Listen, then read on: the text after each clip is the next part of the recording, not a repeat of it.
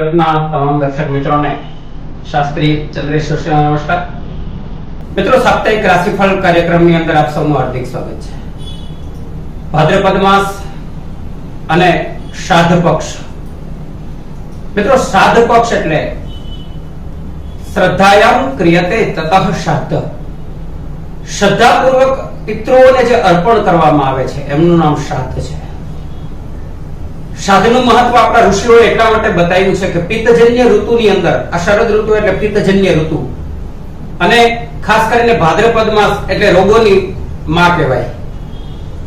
હવે આ ઋતુની અંદર સામાન્ય રીતે હળવો અને પાચન થાય એવો ખોરાક, અને એટલા માટે દૂધમાં પકાવેલી ખીર, દૂધપાક, ચૂરમાના લાડુ, પિત્તનું શમન કરે એવી વસ્તુનો આહાર અને વિહાર, અને સાથે સાથે સખત મહેનત, પરસેવો વળે ત્યાં સુધીની મહેનત જો કરવામાં આવે, દોડવામાં આવે, ચાલવામાં આવે, કામ કરવામાં આવે, તો ચોક્કસ આ રોગોમાંથી આપણે બચી શકીએ. અને સાથે સાથે આપણા પિતૃઓને યાદ કરવાનો દિવસ. પિતરહ એવો શબ્દ વાપર્યો છે. પિતૃઓ એ આપણા પૂર્વજો છે, અને પૂર્વજોનું આપણી ઉપર ઘણું બધું ઋણ છે, અને એ ઋણમાંથી મુક્ત થવા માટે દરેક મનુષ્ય શ્રાદ્ધ કરવું જોઈએ. તર્પણ છે, પિંડદાન છે, ભોજન છે, બ્રહ્મ ભોજન, કુટુંબ ભોજન, સુવાસિન ભોજન, કુટુંબ સમિત્રકામ ભોજન, મિત્રોની સાથે ભોજન, આ બધું જ કરવાથી પિતૃઓની તૃપ્તિ થાય છે, અને પિતૃઓને મોક્ષ ગતિની પ્રાપ્તિ, અને સાથે સાથે એમનો આત્મા પ્રસન્ન થાય છે. કારણ કે જે પિતૃઓએ સતત પોતાના દાનની સરવાણી દ્વારા, જેના સ્નેહની અંદર, જેના વાત્સલ્યની અંદર આપણે મોટા થયા છીએ, જેમનું ઋણ છે આપણી ઉપર, એવા પિતૃઓ એને તૃપ્ત કરવા માટેનો અવસર એટલે શ્રાદ્ધનું પર્વ છે. શ્રાદ્ધના દિવસે બ્રહ્મ ભોજન કરાવવામાં આવે, બ્રાહ્મણોને જમાડવામાં આવે. તો ઘણીવાર આપણને પ્રશ્ન થાય, બ્રાહ્મણો જ શા માટે? શાસ્ત્રના મત આધારિત બ્રાહ્મણો છે ભગવાનના મુખમાંથી ઉત્પન્ન થયા છે, એટલે એમને મુખથી તૃપ્ત કરવામાં આવે છે. એમને ભોજન કરાવવામાં આવે તો ચોક્કસ એ પિતૃઓ સુધી, કારણ કે બ્રાહ્મણો વેદ મંત્રના અધિષ્ઠાતા છે, જ્ઞાતા છે. બ્રહ્માજી દ્વારા વેદ મંત્રોનો જે ઉદ્ઘોષ થયો અને એને જીલનાર એ બ્રાહ્મણો છે. એટલે બ્રહ્માના મુખ તરીકે બ્રાહ્મણોનું સન્માન કરવામાં આવે છે. બ્રહ્મ ભોજન કરાવવામાં આવે, ગરીબોને ભોજન કરાવવામાં આવે. ગરીબોને જમાડવાથી એમની આતરડી ઠરે, અને એ પિતૃઓ સુધી એમનું પુણ્ય એ જમા થતું હોય છે. બ્રહ્મ ભોજન, બટુક ભોજન, સ્નેહી ભોજન, મિત્ર ભોજન, ગરીબ ગુરબાને ભોજન, આ બધું જ કરાવવાથી આપણને શ્રાદ્ધ પક્ષની અંદર આપણા પિતૃઓની કૃપા, અને મેં ગયા સપ્તાહે જ કહ્યું કે પિતૃઓની કૃપા હોય તો આપણને ઘણી બધી સંપત્તિની પ્રાપ્તિ, સંતતિની પ્રાપ્તિ, શાંતિ, સુખ, અને વાહન વ્યવહારનું સુખ, જમીન મકાનનું સુખ એ પિતૃઓની કૃપાથી પ્રાપ્ત થાય છે. તો મિત્રો, આ બધી જ બાબતો એ શ્રાદ્ધને લગતી શ્રદ્ધાયામ ક્રિયતે, શ્રાદ્ધ પર્વ છે, એ આપણા પિતૃઓને તૃપ્ત કરવાનો અવસર છે.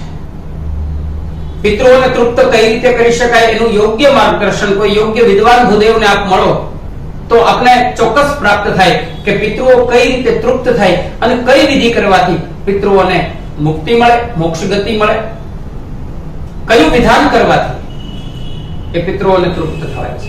ઘણીવાર આપણે પિતૃઓને તૃપ્ત કરવાને બદલે અતૃપ્ત કરી દઈએ છીએ, કારણ કે પિતૃઓને ન ગમતી વસ્તુ જો કરવામાં આવે તો પિતૃઓ અતૃપ્ત થાય છે. ઘણી બધી બાબતો શ્રાદ્ધ વિશે, પરંતુ ચોક્કસ બાબત એ છે કે શ્રાદ્ધના દિવસે, આપણા વડીલોના પૂર્વજોના શ્રાદ્ધના દિવસે બ્રહ્મચર્ય વ્રતનું પાલન કરવું.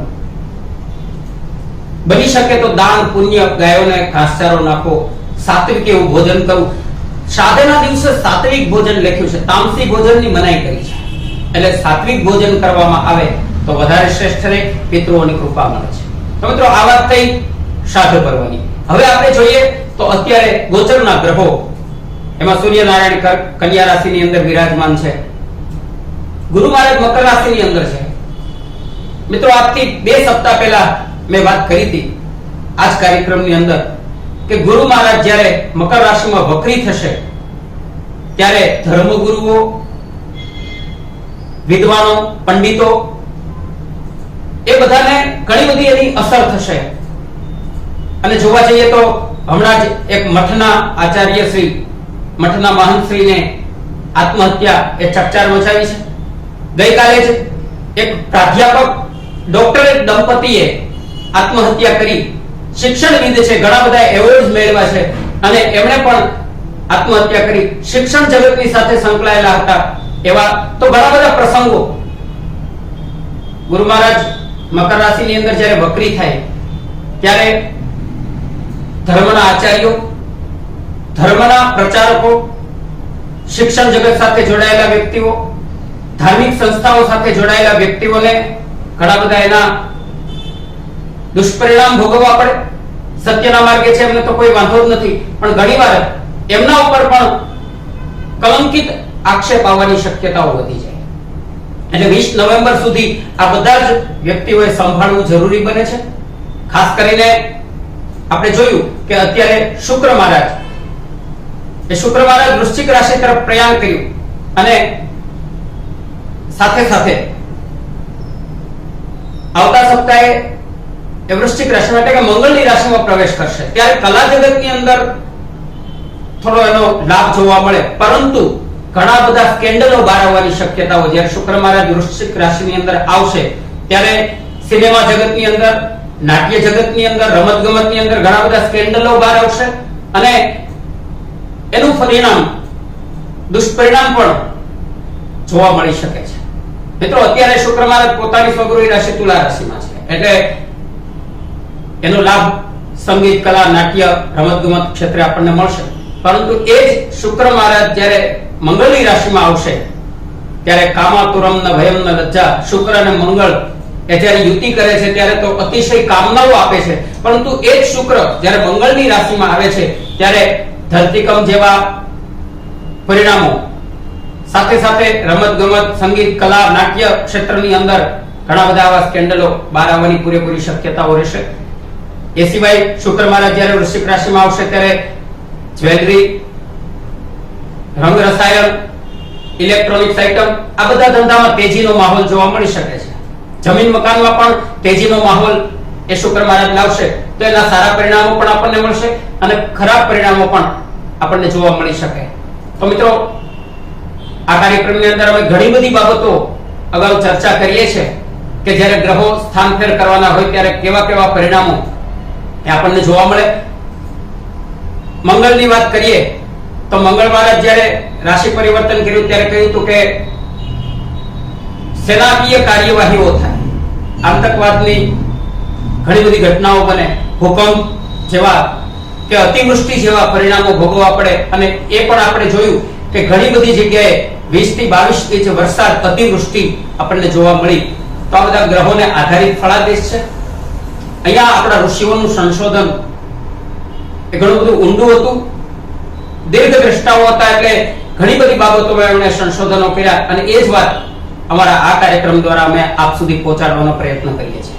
તો મિત્રો હવે જોઈએ તો 2 ગ્રહો, બુધ મહારાજ ફરી પોતાની કન્યા રાશિની અંદર વક્રી થઈને આવે છે અને શુક્ર મહારાજ સપ્તાહના અંતમાં વૃશ્ચિક રાશિની અંદર પ્રવેશ કરવા માટે જઈ રહ્યા છે. ત્યારે આજે 26/9/2021 ભાદરવા પાંચમ છઠનું શ્રાદ્ધ છે, કૃતિકા શ્રાદ્ધ છે. 27 તારીખે છઠ રોહિણી છે, બુધ વક્રી થશે. 28 તારીખે સાતમનું શ્રાદ્ધ છે. મિત્રો 27 તારીખે સોમવારે કોઈ પણ જાતનું શ્રાદ્ધ નથી. 28 તારીખે સાતમનું શ્રાદ્ધ છે, મહાલક્ષ્મી વ્રત સમાપ્ત થશે. 29 તારીખે આઠમનું શ્રાદ્ધ છે, કાલાષ્ટમી છે. 30 તારીખે નોમનું શ્રાદ્ધ, સૌભાગ્યવતી સ્ત્રીઓ જે મૃત્યુ પામ્યા હોય એમના માટેનું શ્રાદ્ધ.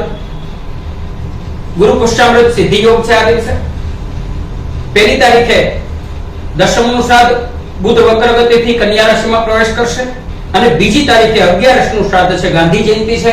2 ઓક્ટોબર શુક્ર વૃશ્ચિક રાશિમાં 9:48 થી પ્રવેશ કરવા માટે જઈ રહ્યા છે.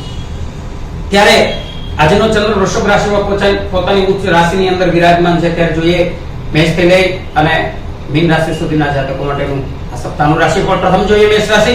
મિત્રો બીજા સ્થાનમાં ચંદ્રનું ભ્રમણ છે એટલે પારિવારિક જીવનમાં તમને આનંદ આવશે. નાના મોટા પ્રવાસ પર્યટન હરવા ફરવાનો અવસર આપનાર બને છે. બુધ વક્રગતિથી છઠ્ઠે મોસાળના કાર્ય થાય.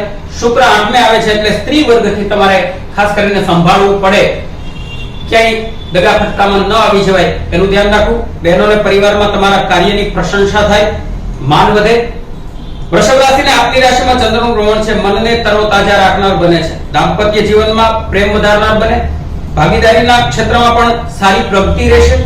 બુધ શિક્ષણથી તમને લાભ આપશે અને શુક્ર લગ્ન ઈચ્છુકોની મનોકામના પૂર્ણ કરાવે. બહેનોને ઈચ્છિત કાર્યની સફળતા ખુશી વધારે, મનને શાંતિ આપે. મિથુન રાશિ માટે જોઈએ તો 12મા વ્યય ભુવનમાં ચંદ્ર ઉચ્ચ રાશિમાં રહેતા પરિવારજનો માટે પોતાના અંગત જીવન માટે તમારા ખર્ચમાં વધારો થાય. ચોથા સ્થાને આપના સુખ સગવડો પાછળ ખર્ચ વધે છે. શુક્ર છઠ્ઠે જૂના ગુપ્ત રોગોમાં તમારે સંભાળવું પડે. પથરી, મૂત્રપિંડના રોગો કે એવા કોઈ પણ રોગો હશે તેમાં તમારે ધ્યાન રાખવું પડશે. બહેનોને બિનજરૂરી મુસાફરી અને ખર્ચમાં કાપ મૂકવો પડે. કર્ક રાશિને લાભ સ્થાનમાં ચંદ્ર સ્ત્રી વર્ગ સફેદ વસ્તુના ધંધામાં ખૂબ સારો લાભ પ્રાપ્ત કરાવનાર બને, નવી ઓળખાણ આપનાર બને અને સંતાનોના કાર્યની સફળતા આપે. બુધ ત્રીજે ભાગ્યોદયની તક આપે. શુક્ર પાંચમે સ્નેહ સંબંધોમાં વધારો કરે. બહેનોને સ્ત્રી પ્રસાધનોના ધંધામાં સારી પ્રગતિ થાય. સિંહ રાશિને 10મા સ્થાનમાં ચંદ્ર ઉદ્યોગ ધંધામાં સારા પરિણામો લાવનાર બને છે અને માતૃપક્ષી પણ સારો સહયોગ મળતા ધાર્યા કામ પૂરા થાય. બુધ બીજા સ્થાને આવક સારી રહેશે. શુક્ર ચોથા સ્થાને ભૌતિક સુખોમાં વધારો કરે. બહેનોને સ્નેહીજનોના પ્રસંગો સચવાય. ગૃહ ઉદ્યોગમાં સારું રહેશે. કન્યા રાશિને ભાગ્યસ્થાનમાં ચંદ્ર ભાગ્યોદય માટેની તમારી મહેનત રંગ લાવશે. દૂર દેશથી સારા સમાચાર મળે. નવી દિશા તરફ આગળ વધવાની તમારી ઈચ્છાઓ છે એ પૂરી થાય. બુધ મહત્વના નિર્ણયો આપશે અને શુક્ર તમારી દેવી ઉપાસનાનું કાર્ય એનું કઈ આયોજન કરો છો તે સફળતાપૂર્વક પાર પાડી શકશો. બહેનોને ધર્મ કાર્યોમાં પ્રવૃત્ત કરી શકશો. દેવકર્મ અને પિતૃકર્મ એ તમારા હાથે થશે. તુલા રાશિને 8મા સ્થાનમાં ચંદ્ર વાણીની તાકાત વધારે છે.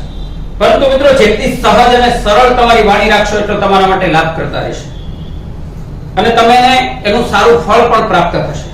બુધ 12મી આવે છે એટલે થોડી નિર્ણયો લેવામાં કદાચ તકલીફ પડી શકે.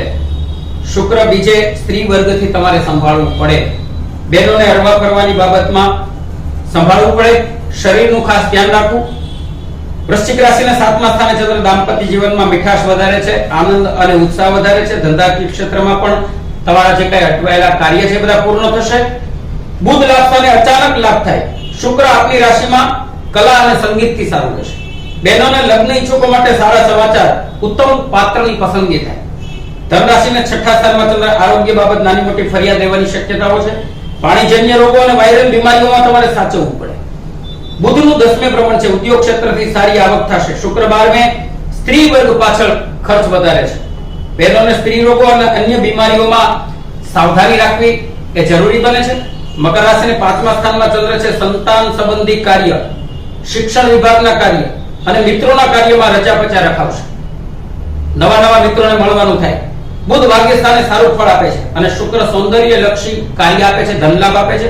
બહેનોને અધૂરા શિક્ષણના સપનાઓ સાકાર થાય, મિત્રોથી લાભ મળશે. કુંભ રાશિને 4થા સ્થાનમાં ચંદ્રનું ભ્રમણ છે. સુખ સગવડમાં વધારો થાય. જમીન મકાન અને સ્થાવર મિલકતના કામો હાથ ઉપર તમે લઈ શકશો. બુધ 8મે વીર વારસાનો પ્રશ્ન જે કઈ છે એ કદાચ આવી શકે. શુક્ર 10મે ખૂબ જ સારા ભૌતિક સુખ સગવડ અને ઉદ્યોગ ધંધામાં લાભ આપશે. બહેનોને વર્ષોથી પોતાની જે અધૂરી રહેલી ઈચ્છાઓ એ પૂરી થશે.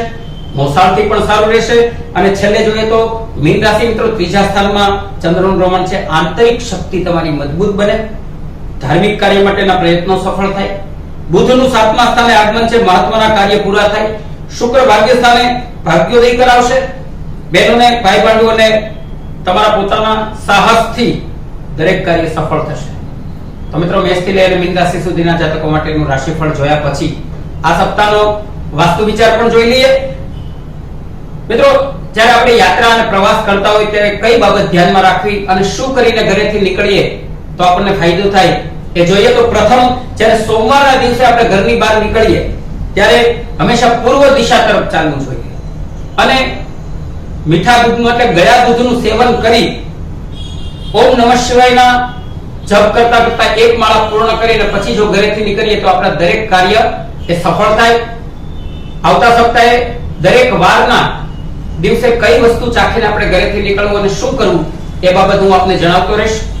આજે બસ આટલું જ. આવતા સપ્તાહે ફરી નવી વાતો, નવા વિચારો સાથે મળતા રહીશું. આજના કાર્યક્રમને પૂર્ણ કરવાની શાસ્ત્રી ચંદ્રેશ જોશીને અનુમતિ આપશો. સૌ દર્શક મિત્રોને મારા નમસ્કાર.